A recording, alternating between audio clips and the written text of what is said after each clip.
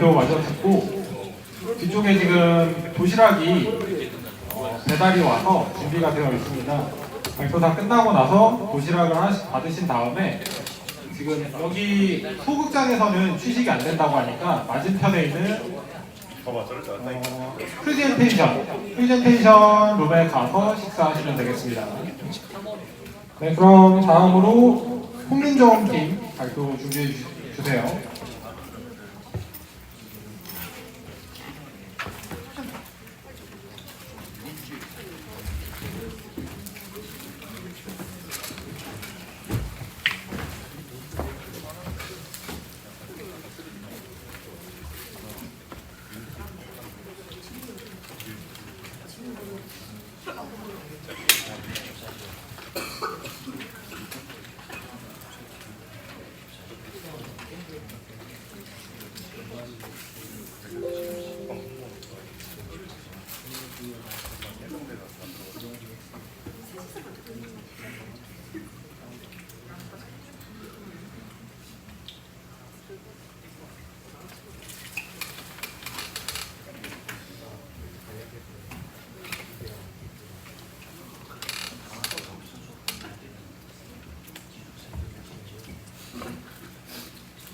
(3D) 부동산 서비스 프로젝트 테라스코프 소개를 맡은 흥정팀 이찬입니다. 발표 시작하겠습니다. 저희 팀원들과 역할을 소개하겠습니다. UI, 데이터 시각화, 서버, 머신러닝 4가지 파트로 나눴습니다. UI와 데이터 시각화는 저와 임성 학생이 맡았으며 서버와 머신러닝은 박현민 학생과 이사영 학생이 각각 담당했습니다. 목차를 소개해드리겠습니다. 3D 부동산 프로젝트를 제안하게 된 배경, 프로젝트의 주요 내용, 적용 기술, 프로젝트 시험 및 비전입니다. 먼저 제안 배경입니다. 세종시가 대한민국의 두 번째 수도로 조명받으며 도시가 확장되고 이에 따른 관심이 증가하고 있습니다. 계획도시인 세종시를 눈여겨보는 사람들을 위해 저희는 세종시의 부동산 시장을 미리 예측하는 프로젝트를 제안하게 되었습니다. 기존의 부동산 검색에서는 볼 수 없는 미래의 시장 가치와 3D 기술을 활용해 몰입형 있는 경험을 사용자들에게 주는 것이 저희 프로젝트의 목표입니다. 프로젝트 주요 내용입니다. 프로젝트의 이름인 테라스코프는 터전을 뜻하는 테라와 망원경을 뜻하는 스코프를 결합한 단어입니다. 우리가 살아갈 터전을 찾는다는 의미를 담고 있습니다. 저희 프로젝트의 핵심은 크게 3가지입니다. 첫째, 3D 부동산의 시각화입니다. 세종시 3D 가상환경을 제공해 사용자들이 다양한 건물, 지역, 매물을 상세하고 인터랙티브하게 탐색할 수 있습니다. 두 번째는 사용자 중심 경험입니다. 데이터를 시각화하여 사용자에게 데이터 내용을 효과적으로 전달할 수 있습니다. 사용자는 개인의 요구에 맞게 매물을 시각적으로 탐색할 수 있습니다. 마지막은 통합 정보 접근입니다. 3D 인터페이스 내에서 매물의 가격, 편의시설, 지역별 가격 차이 등의 종합적인 부동산 정보를 쉽게 확인할 수 있습니다. 프로젝트에 적용한 핵심 기술들을 3가지 파트로 나누어 설명해 드리겠습니다. 첫 번째로 소개해 드릴 내용은 데이터 크롤링과 머신러닝입니다. 네이버 부동산과 KB 부동산에서 전국의 부동산 데이터를 크롤링하였고 이러한 빅데이터를 기반으로 직접 머신러닝 모델을 학습시켜서 미래의 부동산 가치를 예측하였습니다. 저희 프로젝트에 사용된 2가지 머신러닝에 대해 소개해 드리겠습니다. 머신러닝에게 학습시킬 수 있는 부동산 시장을 결정짓는 요인으로는 금리, 인구 밀도, 자동차 등록 현황 등 다양한 키워드들이 있을 수 있습니다. 이러한 요인들 중에 저희는 주변 건물의 가격 변화에 영향을 끼치는 건물과 건물의 연식을 꼽아 머신러닝에게 학습시켰습니다. 요주 건물을 뽑은 이유는 세종시에 앞으로 들어올 각광받는 건물들이 많기 때문이고 연식에 따른 변화는 건물 가격에 영향을 미칠 수 있는 가장 보편적인 이유이기 때문입니다. 머신러닝 나머지 요소들이 추가되고 있으며 더 정확한 예측을 하는 프로젝트로 개선되는 중입니다. 첫 번째 모델은 주요 시설에 따른 주위 건물의 가격 변동률을 예측하는 모델입니다. 주요 건물과 거리를 기준으로 거리별 가격 증감률을 학습시켰습니다. 이곳에는 디시전3 모델이 사용되었는데 이 모델은 분명한 기준을 가지고 데이터를 이분법으로 나누어 학습하는 모델입니다. 저희는 기준을 빌딩과 주요 건물 사이의 거리로 두어 가격이 어떻게 달라지는지를 학습시켰습니다. 저희가 가진 건물 가격 데이터는 이미 다양한 요인들이 영향을 끼친 결과입니다. 처음부터 다른 주요 시설에 영향을 받고 있는 상태이거나 교통이 잘 되어 있거나 해당 지역의 일부 인구 밀집도 등이 건물의 가격에 영향을 미친 상태입니다. 그래서 주요 시설과 가깝다고 하여 건물의 가격이 높거나 멀다고 해서 가격이 싼 경우는 극히 드물었습니다. 주요 시설이 미치는 영향만 데이터에서 따로 분류하기 어렵다는 문제가 있었습니다. 저희는 이러한 문제를 주요 시설이 완성되기 전 데이터와 건물의 현재 가격 데이터를 비교하여 해결하였습니다. 랜드마크가 완공되기 2년 전 주변 시설의 데이터를 크롤링하였고, 완공된 4개월 후 데이터를 비교하여 건물의 가격을 퍼센트로 바꾸어서 증감률을 나타내 주었습니다. 이러한 작업을 통해 유의미한 결과를 얻을 수 있었습니다. 저희가 사용한 모델이 맞는지 테스트한 결과입니다. 저희가 테스트한 모델에 과적합이라는 문제가 있었습니다. 위에 이미지에서 점의 데이터, 그리고 바닥이 머신러닝의 예측값을 나타냅니다. 주로 하단에 있는 데이터가 빨간색을 띠는데, 상단부를 보시면 파란 데이터의 영역 안에 빨간 선이 길게 나 있는 것을 보실 수 있습니다. 저 영역에 예외적으로 빨간 데이터가 있기 때문인데, 이는 훈련 데이터에 있는 예외적인 사항들을 머신러닝이 과하게 학습한 결과입니다. 이러한 문제 때문에 새로운 파란색 데이터가 저 영역에 들어갔을 때 머신러닝이 해당 데이터를 틀리게 예측할 가능성이 있습니다. 이를 해결해주고자 앙상블 방법을 사용하는 랜덤 포레스트 모델로 머신러닝 모델을 교체하였습니다. 앙상블 방법은 여러 결정 트리의 결과를 총합해 결과를 도출하는 방법으로 어느 한 훈련 데이터에 국한되지 않아 과적합 문제를 해결할 수 있었습니다. LSTM 모델을 적용한 결과 예외적인 데이터를 무시하고 평균적인 데이터에 의해 예측해진 것을 확인할 수 있습니다. 두 번째로 사용한 머신러닝 모델은 시세 예측 모델입니다. 세종시 건물 데이터를 연도별 위치별로 모아서 미래 건물 가격을 예측해주는 모델입니다. 위도와 경도를 입력으로 사용함으로써 지역적 특성이 시세에 미치는 영향을 학습시키고 6개월치 데이터를 입력받아 다음 달의 시세를 예측하게 하였습니다. 이 머신러닝은 연도와 같은 순차적인 데이터를 학습시키기 위해 가장 널리 알려진 RNN 모델을 사용하였습니다. 이 모델은 이전의 값을 저장해 학습한다는 장점이 있지만 시간이 오래된 데이터일수록 계류기 소실 문제로 가중치가 줄어들어 결과에 영향을 미치지 못한다는 단점을 가지고 있었습니다. 앞서 언급드린 문제를 해결하고자 시세 예측 모델을 LSTM 모델로 재설계하였습니다. LSTM 모델을 사용함으로써 각 시계열 데이터들 사이에 게이트를 두어 시간이 오래된 데이터라도 유의미한 데이터라면 저장해 주도록 구현하였습니다. 다음으로 데이터 크롤링을 하는 방식에 대한 소개를 해드리겠습니다. 전국의 7개의 시도 단지를 대상으로 랜드마크 한 시설의 데이터를 크롤링하는데 대여섯 시간이 걸립니다. 이 시간 동안 빠르고 반복적으로 사이트에 데이터를 요청하게 되는데, 이를 호스트의 매크로 방지 시스템이 중간에 끊어버리는 문제가 있었습니다. 이 문제를 해결하기 위해서 요청하는 헤더를 랜덤하게 바꾸도록 하였고, 호스터가 연결을 끊더라도 일정 시간 대기 후 다시 접속하도록 만들어 크롤링을 계속할 수 있도록 하였습니다. 두 번째로 소개해드릴 내용은 데이터베이스와 TCP 서버입니다. 데이터베이스는 SQL로 관리하였고, TCP 서버로 이 데이터를送수신했습니다. 서버의 전체 순환도입니다. 서버 실행 시 신규 데이터를 수집하고 학습 모듈을 업데이트한 후 서버를 실행합니다. 이후 통신 대기 상태가 되며 클라이언트가 접속 시 통신 순환 객체를 생성하며 스레드를 분리해 통신 대기 상태가 됩니다. 서버는 특정 시간이 되면 자동으로 종료되며 데이터 수집부터 순환을 재시작합니다. 데이터 수집입니다. 서버의 순환에 의해 자동적으로 데이터를 수집하며 수집된 데이터는 DB 중 하나인 SQL 형태로 저장됩니다.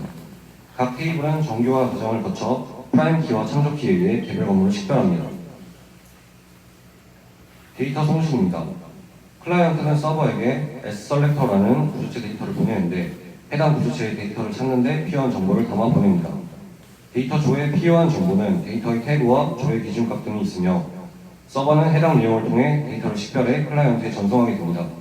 그렇기에 클라이언트는 따로 프로그램을 종료할 필요가 없게 됩니다. 이렇게 전송받은 데이터를 얼리얼 엔진으로 사용자들에게 시각적으로 나타냅니다. 프로젝트 인터페이스입니다. UI는 사용자들이 익숙하게 사용할 수 있게 구글어스를 레퍼런스로 제작하였습니다. 좌상단에서 건물 검색창을 볼 수 있고, 우측에서 검색 결과와 해당 건물의 가격을 연도별로 계산한 그래프를 확인할 수 있습니다. 우측 하단에 가격별 색변화, 랜드마크 추가를 할 수 있는 버튼들이 있습니다. 검색창에서 정확한 건물의 이름을 구입하지 않더라도 정보를 찾을 수 있도록 설계해 두었습니다. 검색창에 글자를 입력하면 서버에서 해당 글자를 포함하는 건물 이름을 데이터베이스에서 찾아 반환해 줍니다. 건물의 결과를 클릭하면 해당 건물의 위치로 이동하고 우측에 검색 결과창과 차트를 띄워줍니다. 우측 하단에 있는 핵심 기능 등을 적용한 버튼을 소개하겠습니다. 첫 번째는 부동산 데이터의 시각화입니다.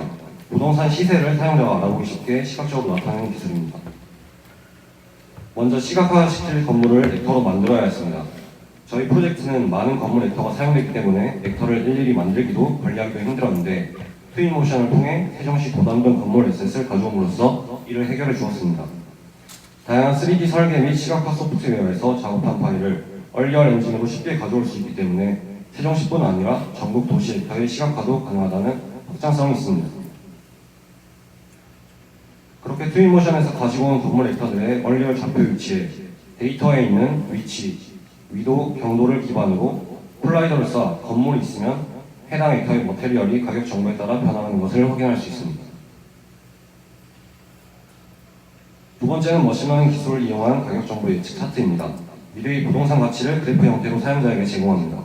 그래프는 옆에 있는 버튼을 통해 세 가지 형태로 표현이 가능한데 건물이 가지고 있는 모든 데이터를 나타내주는 그래프, 연도별 그래프, 머신러닝을 통해 향후 2년치 데이터를 예측한 그래프 형태를 보여줍니다. 전체적으로 요약을 해보자면 건물들의 시간대별 데이터를 모아 머신러닝 모델을 학습시켜 미래 가치를 예측합니다. 이를 얼리얼의 그래프 형태로 옮겨 담아 유저가 해당 건물과 인터랙팅할 시 표시될 수 있도록 만들었습니다. 세 번째 기능은 준공 예정인 랜드마크 삽입입니다. 아직 준공되지 않고 준공 예정이 되어 있는 세종시의 건물들을 미리 삽입해 주변 건물 시세 변동을 미리 예측하도록 만들었습니다. 건물의 색 변환을 가격으로 나타내었던 첫 번째 기능처럼 랜드마크는 이러한 영향력을 시각적으로 나타내고자 데카렉터를 사용해 구현하였습니다. 학습시킨 머신러닝의 데이터를 기반하여 주변 건물들의 머테리얼 값을 변화시켜 가격이 변함을 사용자에게 시각적으로 보여줍니다. 시연 영상을 통해 구현한 내용을 보여드리겠습니다.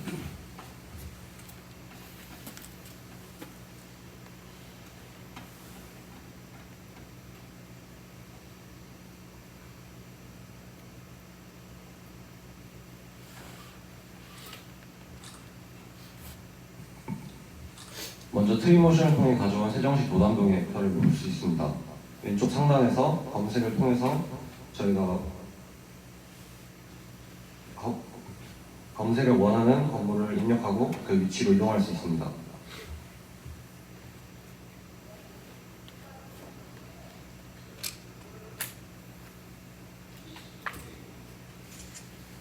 부동산 API 데이터에 있는 그 데이터를 이용해서 콜라이더를 쏴 건물의 색 변화를 하는 모습입니다.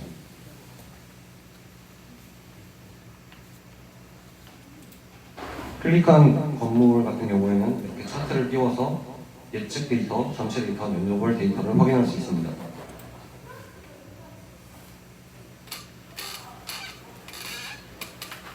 마지막에 색깔이 좀 다르게 표시된 그래프가 AI가 학습한 예측 데이터입니다.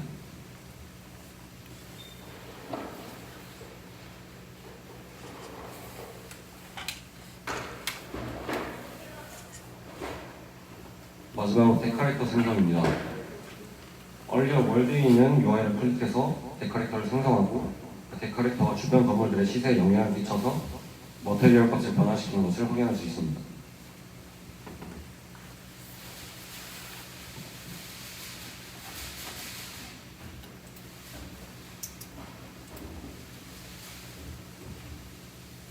기존의 부동산 어플과 달리 머신러닝을 통해 미래의 시세를 나타내어주는 것이 저희 프로젝트의 강점입니다. 또한 정확도를 높이기 위한 작업을 위해 머신러닝의 새로운 데이터를 학습시키고 다양한 건물 데이터들을 더 많이 넣을 예정입니다. 부동산에 대해 잘 알지 못하고 정착하는 곳을 찾고 있는 분들에게 도움이 되는 프로젝트가 되면 좋겠습니다. QA 하고 마무리하도록 하겠습니다. 질문 없으시면 마무리하겠습니다. 감사합니다.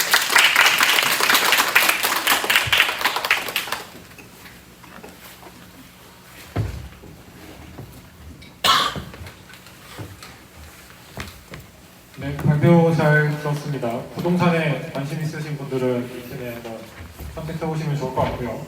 네, 마지막으로 이제 히팀 발표 준비해 주시면 되겠습니다.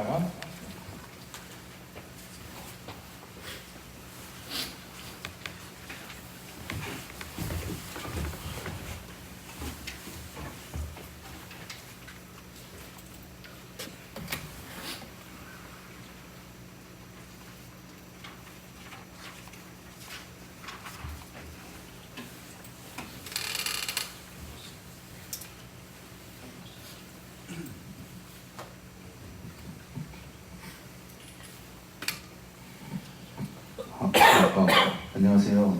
저희는 메타버스 3기 웹 개발반을 수강하고 있는 힙팀입니다. 먼저 발표 순서를 말씀드리겠습니다. 팀원 소개 및 기술 스펙을 말씀드린 뒤 개요에서 프로젝트 주제 선정의 이유를 설명드리겠습니다. 이후 저희 프로젝트 주요 기능 3가지와 유스케이스 다이어그램을 보여드린 뒤 아키텍처 다이어그램과 회고를 말씀드리면서 발표를 마치겠습니다. 저희 팀원의 경우 프로젝트를 5명의 학생이 프론트엔드와 백엔드로 나누어 진행했습니다. 프론트엔드에는 김동현 윤천 팀원, 백엔드에는 김도호 선생님, 박찬지 팀원이 있습니다. 개요입니다. 현재 메타버스 아카데미는 1기를 시작으로 3번째 기수를 맞이하고 있습니다. 이런 메타버스 아카데미는 체계적인 교육과 실전 프로젝트, 실무진 멘토분들과 함께하는 멘토링 등의 양질의 콘텐츠를 제공하고 있습니다. 하지만 현재 메타버스 아카데미 학생들과 강사분들이 쉽게 접근할 수 있는 플랫폼의 역할을 하는 통합 웹 서비스가 없습니다. 이에 저희는 아카데미 운영, 학습 자료 공유 및 관리, 프로젝트 결과물 관리 등을 위한 플랫폼의 필요성을 인식하게 되었고 아이디어를 구체화하여 팀 프로젝트를 시작하게 되었습니다. 프로젝트의 핵심 기능들입니다. 크게 로그인 회원가입, 전시관, 학습룸으로 나눠서 설명드리겠습니다. 첫 번째 기능인 로그인 회원가입 기능을 설명드리겠습니다. 저희는 JWT 토큰을 활용했으며 현재 카카오톡 로그인도 구현하였습니다. 가장 중요한 기능인 전시관 기능입니다. 전시관의 경우 이전 기수들이 만들어 놓은 프로젝트를 전시함으로써 유저들이 메타버스 아카데미의 학습 성과를 체험하고 독창성과 학생들의 열정을 느낄 수 있는 기회를 제공합니다. 또 정렬과 키보드 검색을 통해 쉽게 프로젝트를 찾을 수 있도록 구현하였습니다. 바로 쉬운 영상 보여드리겠습니다.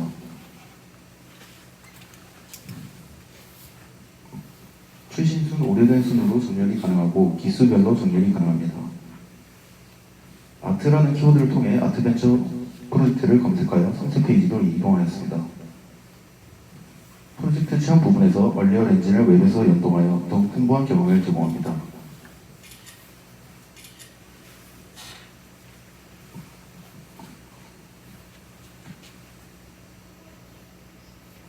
다음으로 노을 다송팀의 프로젝트도 체험해 보겠습니다.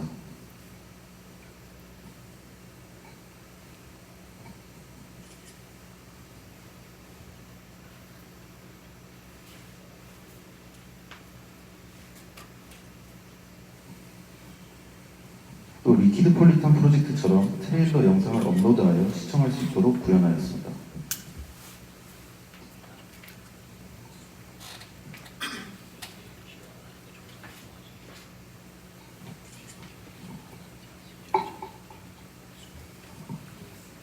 전시관 기능은 여기까지이고 세 번째 주요 기능인 학습룸을 설명드리겠습니다. 메인 화면에는 유저가 가장 자주 사용하는 기능이 출석 출결 관리, 캘린더, 수업 프로젝트가 배치되어 있으며 왼쪽 사이드 메뉴바를 통해 강의와 프로젝트에 쉽게 접근할 수 있습니다. 다음은 학습룸의 세부 기능을 자세히 설명드리겠습니다. 먼저 수강 신청 기능입니다. 관리자 유저가 클래스를 생성하며 학생과 강사가 해당 클래스에 수강 신청을 합니다. 이후 관리자가 신청을 조회하여 수락 및 거절을 할 수 있습니다. 강사의 경우 모든 강의에 대해 수강 신청이 디폴트로 수락 상태가 되도록 설계하였습니다. 클래스 신청 후 내 클래스 UI입니다. 강사 유저의 경우 기본 정보를 수정할 수 있고 영상을 업로드할 수 있으며 강의 영상에 대해 AI로 음성을 추출하여 요약할 수 있습니다. 화면에 보시는 것은 강의 영상 UI입니다. 왼쪽 사이드바를 토글 형식으로 열고 닫을 수 있으며 AI 강의 요약 텍스트가 제공됩니다. 넷클래스의 학습 자료 부분입니다. 강의를 제외한 학습 자료의 경우 상세 메뉴에 있는 학습 자료 탭을 통해 자료를 업로드하고 다운로드할 수 있습니다. 이제 두 개의 시험 영상을 재생하겠습니다. 각각 관리자 인터랙션 영상과 강사 인터랙션 영상입니다. 첫 번째 영상 관리자 인터랙션 영상입니다. 먼저 관리자로 로그인합니다. 학습룸을 클릭한 뒤 관리자의 경우 내 클래스를 눌러도 클래스 탐색 페이지로 라우팅됩니다. 테스트 케이스를 생성해 보겠습니다.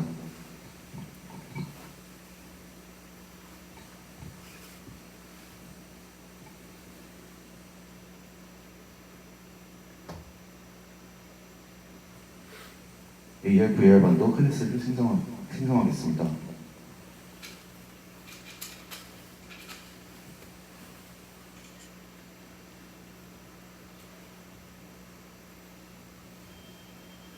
테스트 케이스를 삭제해 봤습니다. 두 번째 영상 강사 인터랙션 영상입니다.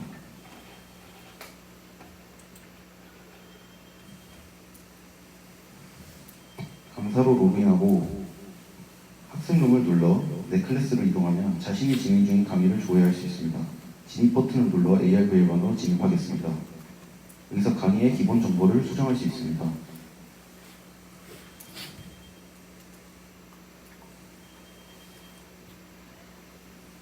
또 아래 강의 목록에서 강의 주제를 삭제하거나 생성할 수 있습니다. 삭제를 진행하면 캐스케이드로 관계가 있는 데이터가 함께 삭제하도록 구현하였습니다. 새로운 영상 주제를 생성한 뒤 해당 주제의 비디오를 업로드하겠습니다.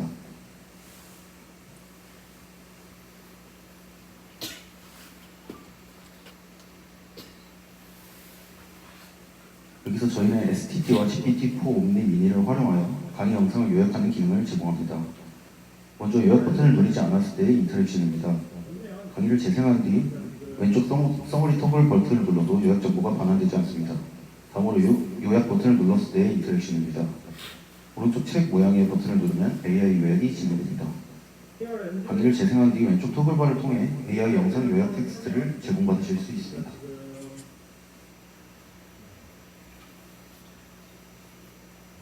다음으로 사용자 관점에 따른 유스케이스를 알아보겠습니다. 학생 유저는 기본 정보, 프로젝트, 강의, 전시, 출석 기능을 사용할 수 있습니다. 대부분 조회의 기능에 집중하여 구현하였습니다. 강사 유저의 경우 교육생과 큰 기능은 동일합니다. 하지만 세부적인 권한에서 특히 조회보다 생성, 수정, 삭제에 집중된 더욱 많은 기능을 사용하게 됩니다. 관리자 유저의 경우 대부분의 서비스에서 관리 기능을 담당합니다. 특히 강의를 생성하고 삭제하는 기능을 가지고 있습니다.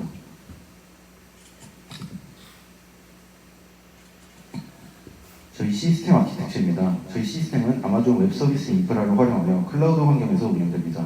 크게 웹 서버, 백엔드 서버, 데이터베이스 서버, 소스 아티팩트 레이어로 구성됩니다.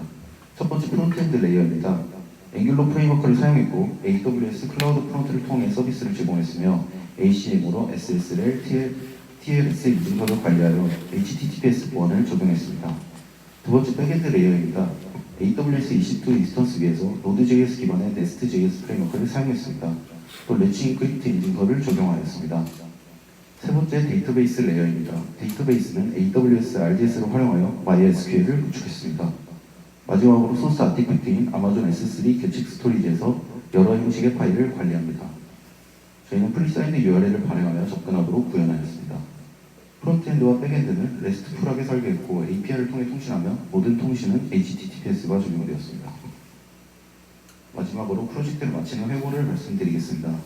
가장 기억에 남는 부분은 Git과 GitHub을 통한 협업 경험이었습니다. 브랜치 전략을 세우고 플리 테스트를 통한 코드 리뷰, 충돌 해결 등의 경험을 할 수 있었던 것이 기억에 남습니다.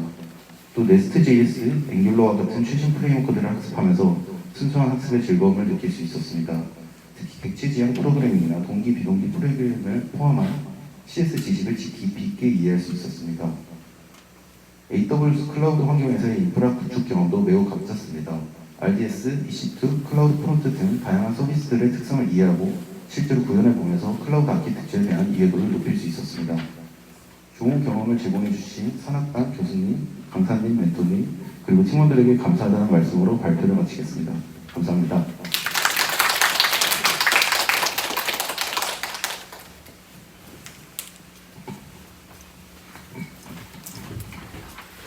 네, 총 8팀 발표하시느라 다들 고생하셨고 들으시는 분들도 긴 시간 고생 많으셨습니다.